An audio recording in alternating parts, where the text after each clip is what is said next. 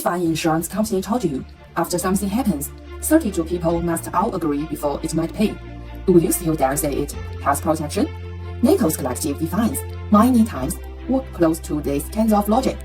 Here's something even colder. In more than 70 years, it has only truly been used once. So the automatic shield you think you get may just be an after-the-fact choice. You may think joining NATO means safety in guarantee, but before you believe that, you must first understand this.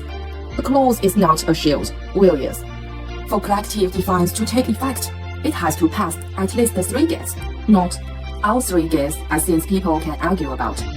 First, the attack must be seen as an aimed attack, not a small clash, not limited fighting, but a large, organized strike against land, troops, or key facilities. You think if you get hit, it counts, but the truth is, first people argue about whether it counts at all. And because of that, Putin, from the start, used the special military operation to control the meaning.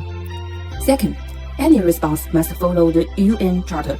It sounds proper, but the legal card is the easiest way to drag action into talk.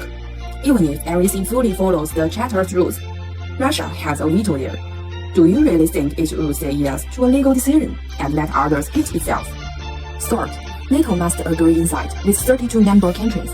The more people there are, the slower it gets. The bigger the split, the less it can act. So it is more like this. After something happens, then decide whether to act. History also proves it. That one time was after 9/11. The reason is simple. When the leader is hit, everyone must take a position. But the irony is, 9/11 was a terror attack, not a military attack. And it is also unclear whether a country approved it. It didn't fully fit the collective defense sector. But it was still used. This is exactly where Ukraine's tragedy is, and also where NATO's weak point is. Joy and USA often depends on 2 things: whether the United States is willing to pay the cost, and whether allies are willing to agree. So I want to ask you, is this so-called US security guarantee promise really something you can trust?